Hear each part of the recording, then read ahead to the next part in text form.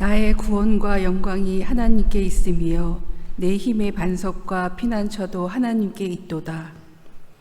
고마우신 하나님, 온 땅에 가을이 드리우고 주님의 섭리로 연그러간 열매들이 풍요롭습니다. 온 대지를 뒤덮는 풍요가 살아계신 주님의 활동을 증거합니다. 거룩한 날 주님의 성도들이 애지연에 모여 예배하오니 주님의 능력을 공급해 주시고 찬양과 기도와 말씀으로 변화된 힘을 얻게 하옵소서. 예배에 참여하는 성도들을 축복하시고 우리들을 통하여 항상 하나님의 나라와 주님의 향례가 드러나게 하옵소서. 예수님의 이름으로 기도하옵나이다. 아멘. 경배 찬송 26장 다 함께 부르시겠습니다.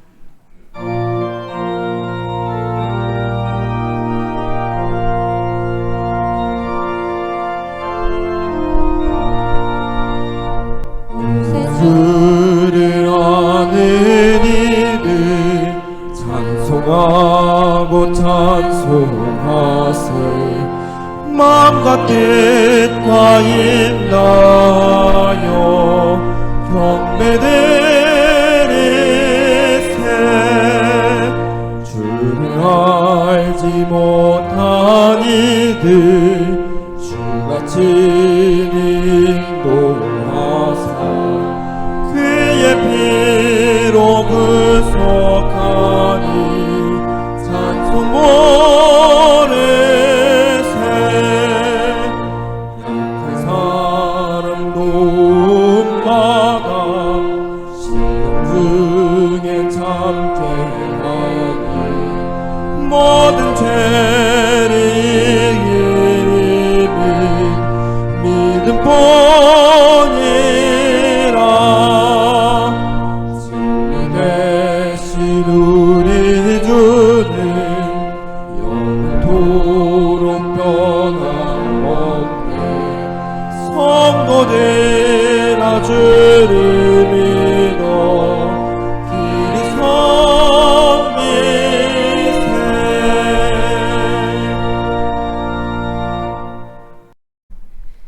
이성훈 성도님께서 성시 교독 순서를 맡아주시겠습니다. 교독문 47번으로 성시 교독하겠습니다.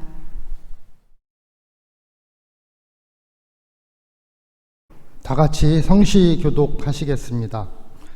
여호와께 감사하고 그의 이름을 불러 아뢰며 그 일을 만인 중에 알게 할지어다. 그에게 노래하며 그를 찬양하며 그의 모든 기이한 일들을 말할지어다. 그의 거룩한 이름을 자랑하라. 여호와를 구하는 자들은 마음이 즐거울지로다. 여호와와 그의 능력을 구할지어다. 그의 얼굴을 항상 구할지어다. 그는 여호와 우리 하나님이시라. 그의 판단이 온 땅에 있도다. 그는 그의 언약 곧 천대에 걸쳐 명령하신 말씀을 영원히 기억하셨으니 내가 가나안 땅을 내게 주어 너희에게 할단된 소유가 되게 하리라 하셨도다. 아멘.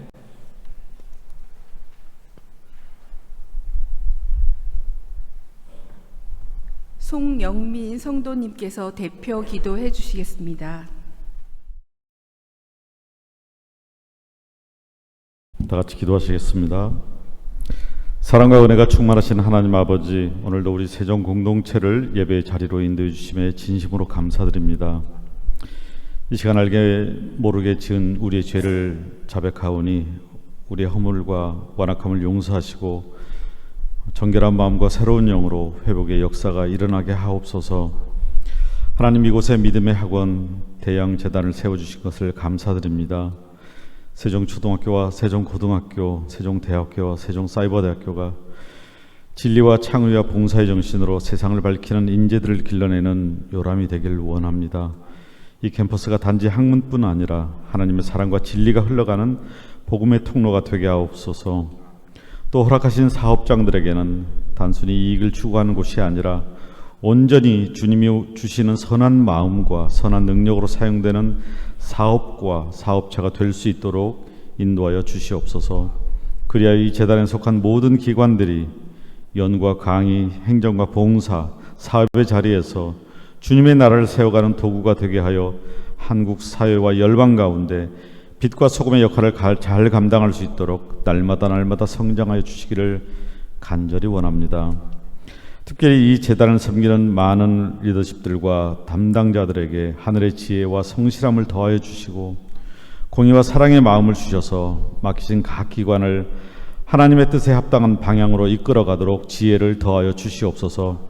모든 결정과 집행에 있어서 사람의 유익이 아니라 하나님의 영광을 위한 선택이 되게 하시고 형제를 사랑하는 마음으로 학생을 맞이하고 동료를 섬기고 직장을 세워가게 하여 주시옵소서.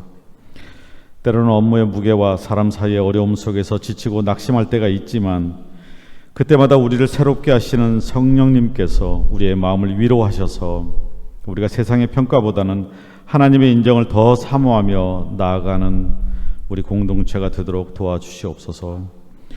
오늘 이 예배 가운데 말씀을 전하실 양승준 목사님을 붙들어 주시사 그 입술을 통해 선포되는 말씀이 우리의 마음을 새롭게 하여 하나님의 부르심을 다시금 확신하는 시간이 되게 하옵시고 듣는 우리에게는 그 말씀에 순종하는 제자로 설 수 있도록 도와주시옵소서.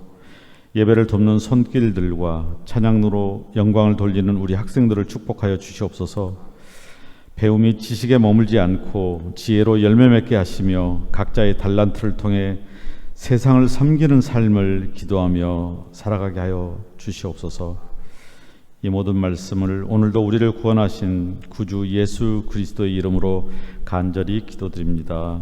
아멘.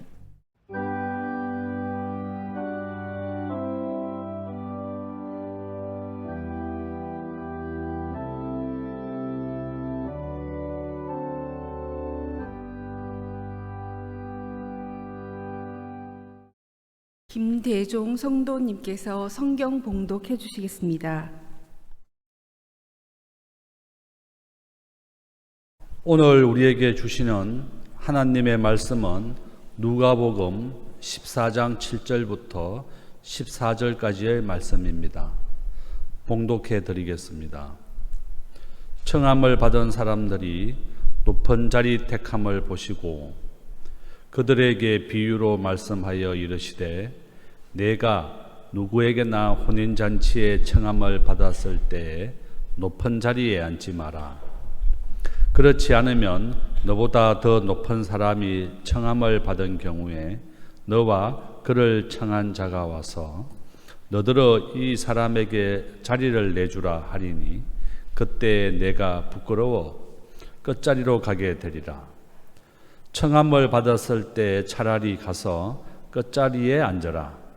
그러면 너를 청한 자가 와서 너더러 벗이여 올라 앉아라 하리니 그때에야 함께 앉은 모든 사람 앞에서 영광이 있으리라.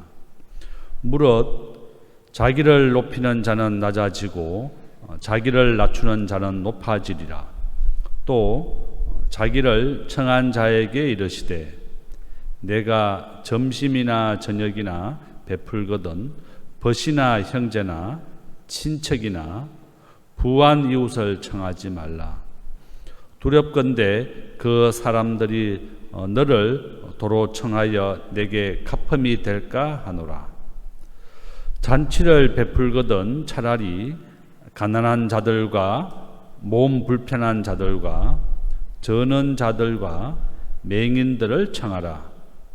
그리하면 그들이 갚을 것이 없으므로 내게 복이 되리니 이는 의인들의 부활 시에 내가 갚음을 받겠음이라 하시더라. 이는 하나님의 말씀입니다.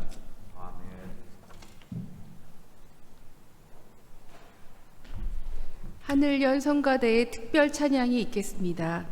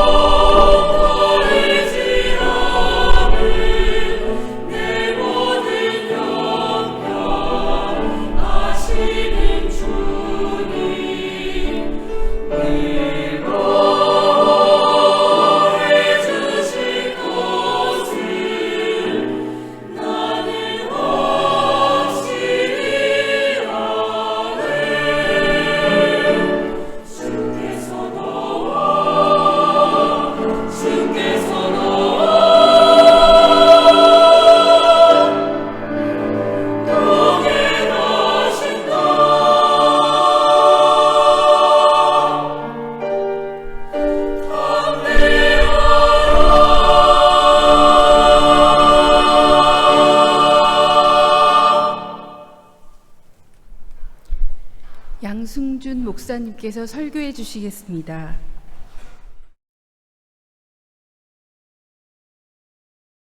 낮은 곳으로라는 제목으로 말씀의 은혜를 나눠보고자 합니다.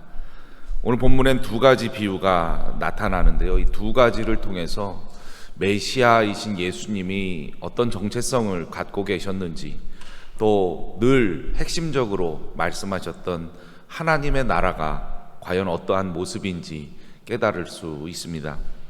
첫 번째 비유는 초대받은 사람들에 대한 이야기죠. 초대받은 사람들마다 높은 자리에 앉기를 바라고 있는데 주님께서는 높은 자리에 앉지 말라고 하십니다. 그 이유는 이렇습니다. 혼인잔치에 초청받은 어떤 손님이 중앙에 상석을 차지하고 앉았다가 자기보다 더 높은 사람이 도착하면 더 낮은 자리로 밀려날 수밖에 없는데, 그때는 말석밖에 남은 자리가 없게 되죠. 예수님은 사람들에게 먼저 선택적으로 겸손한 마음으로 말석에 앉으면 주인이 와서 상석으로 올라앉으라고 요청할 수 있다고, 그때 더 큰 영광을 얻게 된다고 말씀합니다. 이 큰 혼인잔치는 하나님 나라를 비유하고 있는데요. 스스로를 남보다 우월하다고 여기고 높아지고자 하는 사람들은 부끄러움을 당하게 될 것이지만, 스스로를 낮추며 겸손한 일을 하나님께서 높여 주실 것이라는 함의가 담겨 있다고 할 수 있습니다. 이 회식에서 가장 중요한 일 중 하나가 자리를 배치하는 일이 아닐까 합니다. 신약시대에는 트리클리니움이라는 식당이 본격적으로 도입되었는데요. 영어 알파벳 U자를 거꾸로 뒤집어서 U 식탁의 가운데가 호스트의 자리였습니다. 호스트의 자리에서 가까우면 지위가 높은 자리인 상석이었고, 멀어지면 지위가 낮은 자리가 되는 그런 방식이 트리클리니움 식당이죠. 화면의 그림에서 호스트를 기준으로 바로 우편에 앉아있는 사람이 상석이고, 등 쪽에 위치한 사람이 가장 말석이 됩니다. 어떤 자리를 배정받는가에 따라서 호스트가 누구를 가장 중시하는지, 누구를 덜 중시하는지 명백하게 드러났겠죠. 이로 인해 불미스러운 일들도 있었나 봅니다. 사도 바울과 동시대 인물인 그리스 철학자 플루타르크가 쓴 글에 보면 이런 내용이 있습니다. 어떤 잔치가 배설됐는데 좌석이 미리 배정되지 않고 선착순으로 자유롭게 앉을 수 있었다고 합니다. 높은 자리인 상석들은 순식간에 채워졌고요. 어떤 이가 조금 늦게 도착하니까 다 채워진 상석을 보고 중간 자리만 남아있는 것을 알게 되었습니다. 그가 어떻게 했을까요? 그는 그냥 돌아갔습니다. 사람들이 그를 붙잡고 자리가 많은데 왜 그냥 가려고 하십니까? 라고 물으니 여긴 내 수준에 맞는 자리가 없군요. 내 급에 맞는 자리가 없어요. 그러니 그냥 돌아가겠습니다. 라고 말했습니다. 그때 플루타르크 아버지가 이렇게 얘기했죠. 다른 때처럼 좌석을 미리 배정해 놨으면 이런 일이 없을 텐데 라고 했다 합니다. 2000년 전이나 지금이나 공통적인 사회의 특성은 바로 이렇게 급을 나눈다는 거죠. 그리고 저마다 더 인정받고 주목받기 위해서 더 높은 자리로, 이너서클로 가려고 갈망하며 마음이 분주해 있다는 것입니다. 그런데 예수님께서는 전혀 다른 말씀을 들려주십니다. 끝자리에 앉으십시오. 오늘 사는 우리들에게 매우 낯설게 다가올 수밖에 없는 말씀이죠. 사람들이 잘 안 보이는 자리, 아무도 부러워하지 않는 그곳 끝자리에 스스로 내려가서 앉으라는 말씀입니다. 자기를 낮추고 겸손해질 때 하나님께서 그를 높여주신다는 진리가 담겨 있습니다. 빌립보서 2장 6절부터 11절에 보면 그는 근본 하나님과 본체셨지만 하나님과 동등됨을 취할 것으로 여기지 아니하시고 오히려 자기를 비어 종의 형체를 가져 사람들과 같이 되었고 사람의 모양으로 나타나셨음에 자기를 낮추시고 죽기까지 복종하셨으니 곧 십자가의 죽으심이라. 이러므로 하나님이 그를 지극히 높여 모든 이름 위에 뛰어난 이름을 주사 하늘에 있는 자들과 땅에 있는 자들과 땅 아래에 있는 자들로 모든 무릎을 예수의 이름에 꿇게 하시고 모든 입으로 예수 그리스도를 주라 시인하여 하나님 아버지께 영광을 돌리게 하셨느니라 라고 말씀하셨습니다.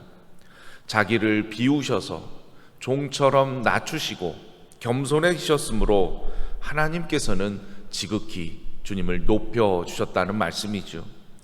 야고보서 4장 10절에는 주 앞에서 낮추라 그리하면 주께서 너희를 높여주시리라 라는 말씀이 기록되어 있습니다. 베드로전서 5장 5절에도 다 서로 겸손으로 허리를 동이라 하나님이 교만한 자를 대적하시되 겸손한 자들에게는 은혜를 주시느니라 라는 말씀이 나타나 있죠. 자기를 낮추는 것이 더욱 존경받고 하나님께서 높여주신다는 사실입니다. 아우구스티누스는 천사를 마귀로 돌변하게 하는 것은 교만이었다고 말하면서 사람을 천사로 만드는 것은 겸손이다라고 강조합니다. 그런 만인들에게 성자라고 한참 존경을 받을 때 여지없이 자신의 허물과 죄를 고백하는 참회록, 고백록을 쓰기도 했지요. 크리스천의 겸손은 비굴하거나 굽실거리는 것이 아닙니다. 오히려 그것은 능력과 자신감에서 나오는 거죠. 우리 삶에서 이 겸손함에 능하게 되시기를, 그리하여 하나님께서 높여주시는 일들을 넉넉히 체험해 가시길 주의 이름으로 축복합니다. 두 번째 비유는 잔치를 베푸는 주인들, 즉 초대한 사람들, 호스트들에게 하시는 말씀이지요. 호스트가 손님을 초대할 때 어떤 기준으로 초대했을까요? 여기에도 바로 급이 있었다는 겁니다. 그러나 주님께서는 잔치를 베풀고 초대하는 주인들을 손님을 가려선 안 된다고 말씀하시면서 잔치를 열거든 갚을 수 있는 사람만 부르지 말라. 아무것도 되갚을 수 없고 돌려주지 못한 이들을 기쁘게 초대하십시오라고 강조하지요. 급에 맞는 사람들을 초대하지 말고 오히려 가난한 자들과 장애를 가져서 어려움 당하는 이웃들을 초대해야 된다고 말씀하시는 겁니다. 왜냐하면 그들을 청해 대접하더라도 그들은 갚을 능력이 없기 때문이죠. 호의를 갚을 능력이 없는 이들을 초대한다면 복이 될 것이라고 말씀하시면서 마지막 부활할 때 하나님께서 갚아주실 것이라 강조하고 있습니다. 하나님 나라, 또 하나님 나라의 그런 주님의 통치에 관한 누가복음서의 독특한 설명 중에 하나는요, 그것을 잔치, 또 먹고 마시는 것, 즉 식탁 교제와 관련해서 자주 언급한다는 거죠. 동서남북에서 사람들이 와서 그 나라 식탁에 앉는다라는 말씀도 있고요. 식탁 교제에서 배제되었던 사람들을 초청하라는 이런 예수님의 권고는 하나님이 다스리는 세계, 하나님의 나라는 포괄적인 식탁 교제 안에서 실현된다는 것을 말씀하고 있는 것입니다. 이런 포괄적 식탁 교제를 하나님 나라로 인식하는 누가의 관심에는 교제를 가로막는 사회적인 장벽이나 경계나 선긋기에 대한 인식이 있었고요. 그것을 넘어서서 새로운 세계로 혁신하며 나아가려는 예수님의 사상과 또 누가 공동체의 비전과 실천들이 있었다는 거죠. 예수 시대 유대인들의 식사 또 식탁 교제는 종교적으로 사회적으로 여러 가지 의미가 드러나 있었습니다. 어떻게 식사를 하는지, 식사의 방식, 또 누구와 함께 먹고 마시는지, 그런 관계의 문제는 집단의 사회적인 시스템을 상징하고 있었지요. 1세기 유대인들, 특히 에세네파와 바리새파 같은 사람들은요, 정결 그룹들이라고 할 수 있는데, 이들에게 식사는 하나님에 의해서 작동되는 우주의 축소판이었다고 말해도 과언이 아닙니다. 즉 일상에서 누구랑 관계를 맺고 어떤 사람들과 식사를 어떤 방식으로 나누는지 상징적인 소우주가 식탁 교제를 통해서 드러났다고 할 수가 있지요. 이런 유대 그룹들은 식탁 교제에서 항상 상석과 말석을 구분하면서 위계와 급을 나누는 일을 더 공고히 하기 위해 세 가지의 요소를 특징적으로 담고 있었습니다. 첫째로 음식인데요. 모세의 율법에 따라서 허용된 음식, 또 금지된 음식, 그런 엄격한 규정들이 있었죠. 심지어 음식이 오염된 그릇이나 사람과의 접촉을 통해서 부정해지지 않도록 엄청난 노력들을 기울였습니다. 그들은 이런 음식의 규정들로 인해서 자기들이 선택된 백성이고 자기들만의 특권 의식들을 나타내면서 자기들만 하나님을 독점하고 다른 이들에게는 배타적인 경계를 세워갔지요. 두 번째로 사람입니다.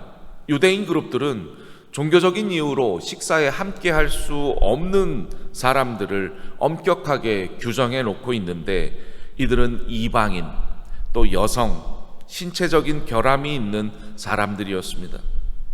당시에 선택된 그룹, 높은 그룹, 이 리더 그룹들은 바리새인들이었는데요. 인종적인 이유로 혹은 경제적이고 사회적인 지위로 다른 사람들을 평가하고 배제하고 또 재단하면서 자기들만 하나님 백성이 되기에 매우 정결한 사람들이고 그러면서 자기들이 특권의식을 갖고 다른 이들을 배제하였습니다.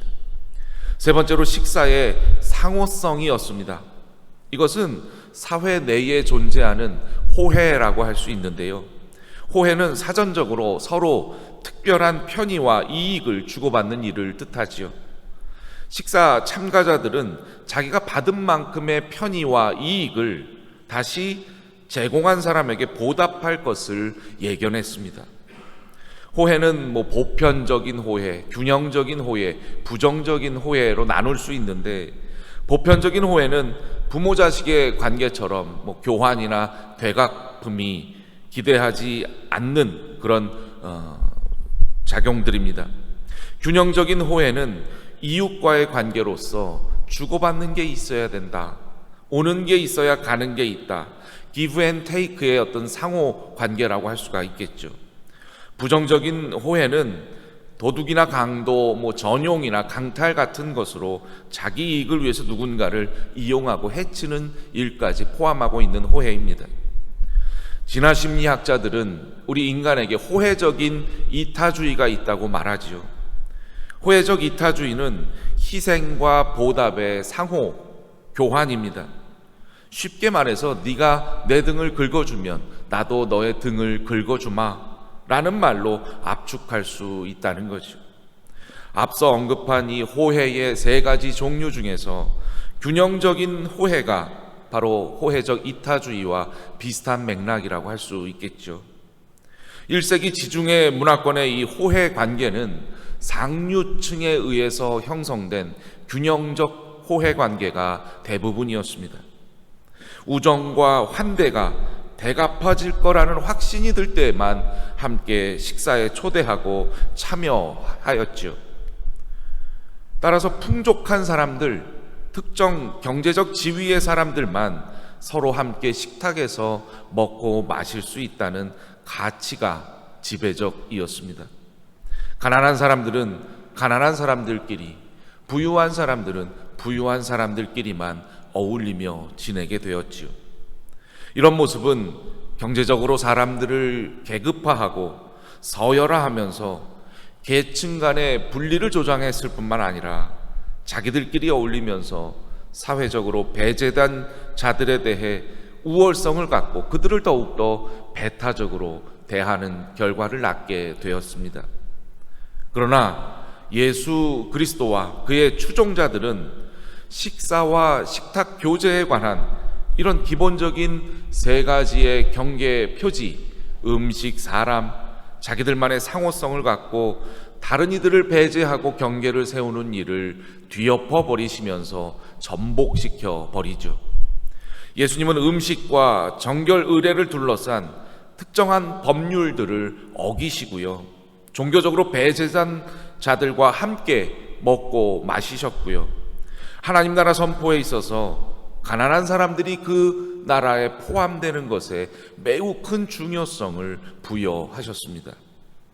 예수는 종교적으로 거부되었던 이방인들, 또 민족적으로 인종적으로 경계를 그었던 사마리아인들, 그리고 신체적으로 배제의 대상이 되었던 장애인들과 함께 식탁에서 어울리셨고, 같이 먹고 마시면서 캐캐 묵은 유대의 식사와 식탁 교제의 규정, 율법들, 바리새적인 사회적 시스템의 가치와 사상 체계를 타파하시면서 재해석하고 재구성하셨지요. 오늘 본문 12절부터 14절에 예수님은 만찬에 어떤 손님들을 초청하려는 경우에 어떤 이들을 초청해야 되는지 초청 대상자 지침을 말씀하고 계십니다. 그들은 가난한 사람들, 지체 장애자들, 다리 저는 사람들, 눈먼 사람들입니다. 이 초청해야 되는 사람들의 공통점은 호의와 보답의 공식으로 이루어진 그 사회 관계망 바깥에 존재하던 변두리 사람들, 주변인들, 되갚을 수 없는 그런 사람들이라는 거죠. 또한 도움이 필요한 사람들이었다고 할 수가 있습니다. 이런 주장은 당시 일반적인 상호성의 윤리와 위반되는 일이었고요. 후원하는 자, 후원받는 자의 그런 관계들의 공식적인 종말이라고 할 수가 있습니다.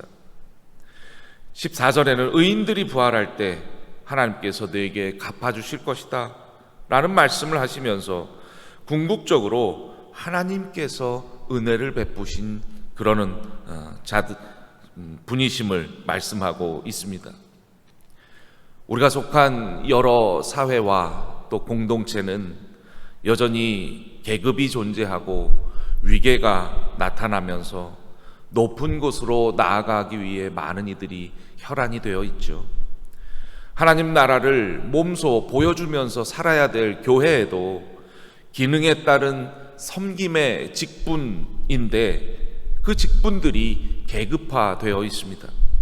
낮아짐으로 섬기는 모습보다 더 높아져서 군림하고 싶어하는 그런 욕망들이 너무나 많이 드러나지요. 그런 점에서 우리 애지원 교회는 직분이 없고 모두가 성도로 일치되며 평등하게 섬기는 모범적인 교회라고 할 수가 있습니다. 예수님의 생애를 한번 돌이켜 볼까요? 한 번도 높은 곳을 향하거나 상석에 앉기를 욕망하지 않으시고 더 낮은 곳으로 향하셨습니다. 태어난 곳도 마국간 말구유셨고요. 자라신 곳은 시골 동네 나사렛이었습니다. 복음을 전하신 곳도 예루살렘 성이 아니라 변두리 곳곳에서 낮고 천하고 소외되고 멸시받는 사람들을 만나고 청하셨지요. 예루살렘에 입성하실 때는 왕의 화려한 입성처럼 백마를 탄 것이 아니라 어린 나귀를 타고 들어가셨습니다. 더욱이 그분의 죽으심은 노예나 이방인 또 반역자들에게 내려졌던 치욕스럽고 잔인한 십자가형이었지요. 철저하게 낮은 곳으로 더 낮은 곳으로 임하시면서 사랑과 희생, 겸손과 섬김의 본을 감당하신 것이 바로 메시아 예수 그리스도의 정체성이며 하나님 나라의 핵심이라고 할 수가 있습니다.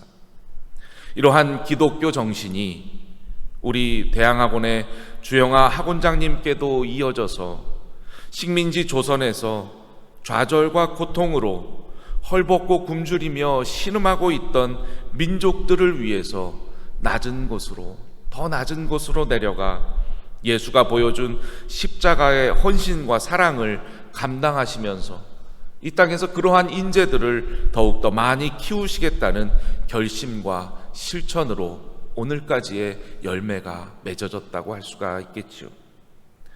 화면의 왼쪽 그림은 어느 학과 교수님들께서 학생들에게 직접 다가가기 위해 진로와 상담을 해주고 또 공부 방법을 알려주고자 하시는 모임의 공지입니다.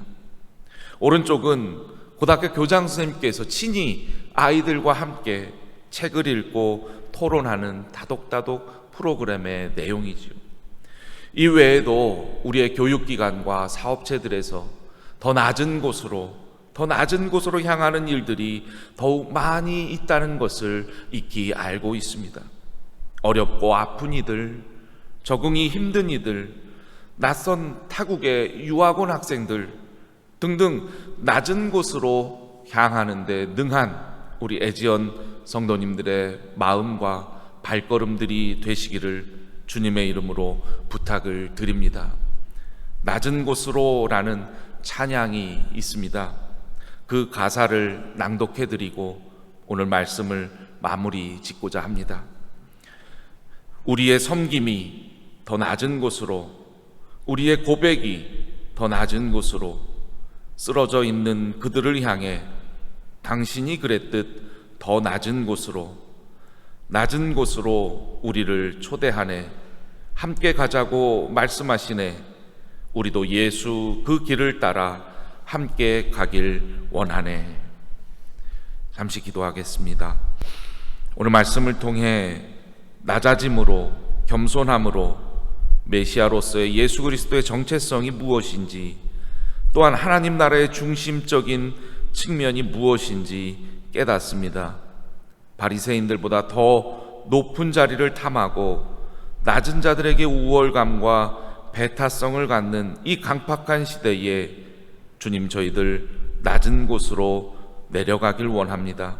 섬기고 돌보며 초대하며 나누고 베푸는 삶이 오히려 큰 복이 된다는 주님의 말씀에 귀를 기울이고 마음에 새겨 겸손과 온유, 사랑과 희생을 실천하며 살아가게 하옵소서.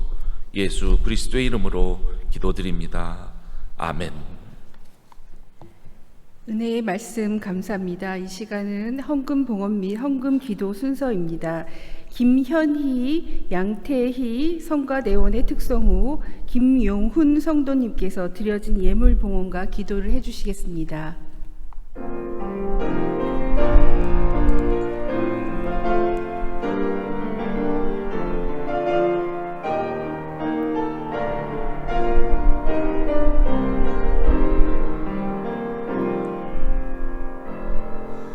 내가 누려왔던 모든 것들이, 내가 지나왔던 모든 시간이, 내가 걸어왔던 모든 순간이 당연한 것 아니라 은혜였소. 아침 해가 뜨고 저녁에 봄의 꽃향기와 가을의 열매, 변하는 계절의 모든 순간이 당연한 것 아니라 은혜였소. 모든 것이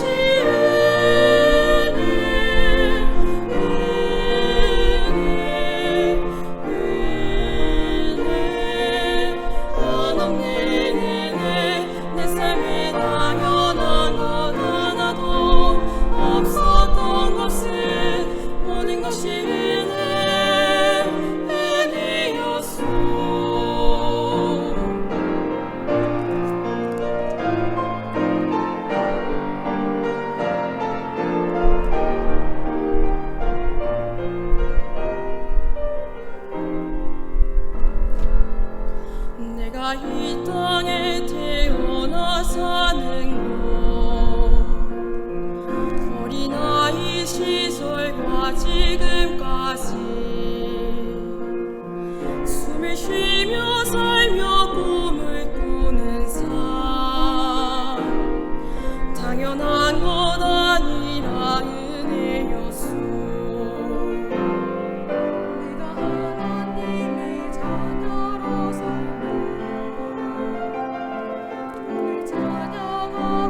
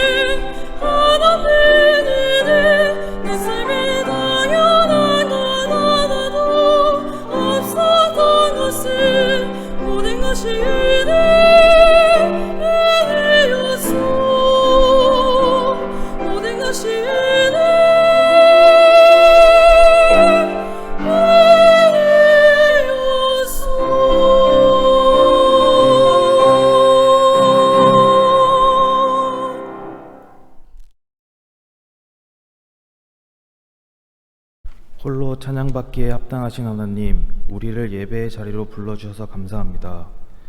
바쁜 일상 속 한가운데 잠시 멈춰 하나님께 예배 드릴 수 있는 시간과 마음을 허락하심에 감사드립니다. 에지연의 강단에서 선포된 말씀을 기억하며 우리의 삶의 현장에서 겸손과 섬김을 실천하며 더 낮은 곳으로 나아가 하나님의 나라를 선명히 드러내도록 하옵소서. 이곳에 올 때에 빈손으로 오지 않고 분별하는 마음을 담아 물질을 드린 자들이 있습니다. 우리가 드리는 물질과 정성을 흠양하여 주시고 이 물질이 쓰여지는 곳마다 예수 그리스도의 아가페의 사랑이 흘러넘쳐 서로를 위한 공동체로 세워가게 하옵소서. 물질을 드린 손길을 기억하시어 일터와 가정 가운데 주님의 평안이 있게 하시며 특별히 시험을 준비하고 있는 각 가정의 자녀들에게도 지혜와 명철과 담대한 마음을 부어주시옵소서. 주신 은혜에 감사로 반응하며 평생을 주와 동행하길 소망합니다. 살아계신 예수 그리스도의 이름으로 기도드립니다. 아멘.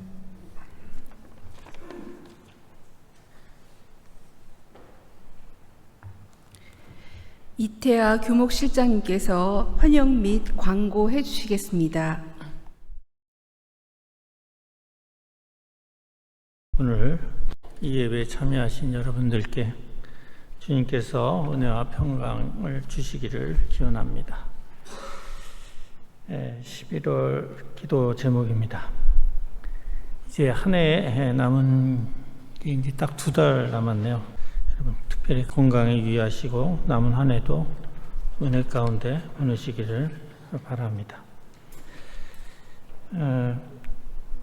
요즘 우리나라를 위해서 참 기도할 게 많은 것 같습니다. 여러분들 우리나라가 여러 가지로 어려운 상황에 직면해 있습니다.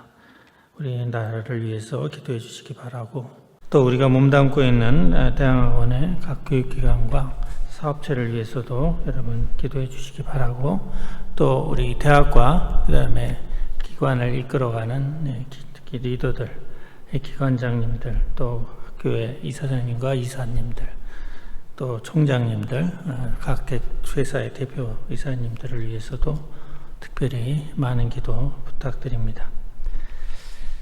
또 우리 예지연교회가 캠퍼스 복음화와 세계 복음화를 위해 헌신할 수 있도록 여러분 기도해 주시기를 부탁드립니다. 공지사항은 특별한 내용은 없고요. 화면에 예지연교회 계좌번호가 나가고 있습니다. 여러분 참고하시고 봉헌에 동참해 주시기를 부탁드립니다.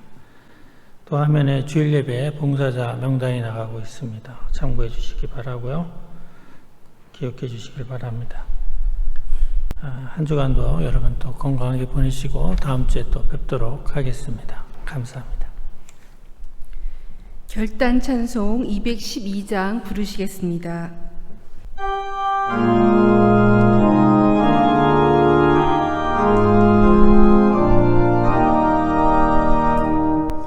겸손히 주를 섬길 때 괴로움이 임하느니 구주여 내게 힘주사